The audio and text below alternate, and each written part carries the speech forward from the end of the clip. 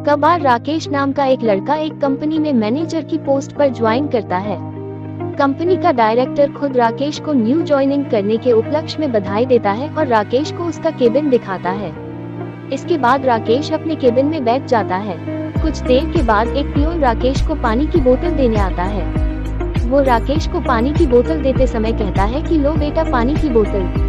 इस पर राकेश गुस्सा हो जाता है और कहता है कि तुमको कंपनी के मैनेजर से बात करने की तमीज नहीं है। ये बेटा क्या होता है, तुम्हें मुझे सर कहकर बुलाना चाहिए।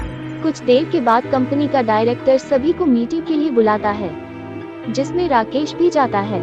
मीटिंग रूम में डायरेक्टर सभी को कहता है कि आप सभी ने तो सुना होगा, लेकिन आज मैं का अवार्ड देने वाला हूँ। इसके बाद वो शुक्ला जी को बुलाता है। शुक्ला जी वही पियोन होते हैं जिसे राकेश ने डांटा था। डायरेक्टर सबको बताते हैं कि शुक्ला जी ही best employer of the ever है। वो सभी को ये भी बताते हैं कि शुक्ला जी डायरेक्टर के पिता के समय से कंपनी में काम कर रहे हैं। उनको कंपनी में काम करते हुए 35 साल हो चुके हैं। इसके अलावा वो कहते हैं कि शुक्ला जी राकेश जिन्होंने कंपनी को आज मैनेजर के रूप में ज्वाइन किया है, उनके पिता हैं। ये जानकर सभी हैरान हो जाते हैं। राकेश मीटिंग में अपना सिर नीचे करके बैठा रहता है। इसके बाद डायरेक्टर राकेश को कहते हैं कि आपको अपने पिता पर तो जरूर गर्व होगा।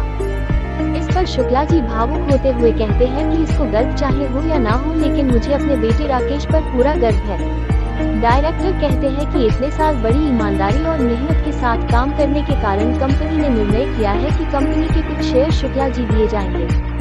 वो शुक्ला जी को शेयर देते हुए कहते हैं कि इन शेयरों के दाम अभी 10 करोड़ है। ये जानकर राकेश बहुत हैरान हो जाता है। डायरेक्टर शुक्ला जी को कहते हैं कि आप भी आपसे कंपनी के पार्टनर हैं और यह सभी मीटिंग में जो बैठे हैं वो आपके एम्प्लॉय हैं। दरअसल डायरेक्टर ने राकेश की केबिन से बाहर जाते हुए राकेश और शुक्ला जी के बीच की बात सुन ली थी। राकेश नहीं चाहता था कि किसी को भी यह पता लगे कि वो शुक्ला जी का बेटा है।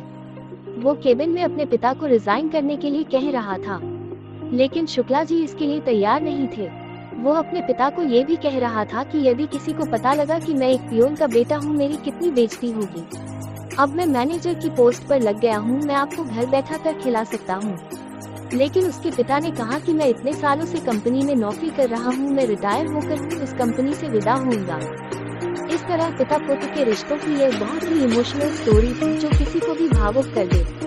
एक पिता जिसने सारी उम्र काम करके अपने पुत्र को मैनेजर बनाया, वही बेटा आज अपने पिता को पियोन कहकर उसकी बेइज्जती करता है। आप ये स्टोरी वीडियो के माध्यम से वीडियो पसंद आई हो तो लाइक करें और चैनल पर नए हैं तो चैनल को सब्सक्राइब करें।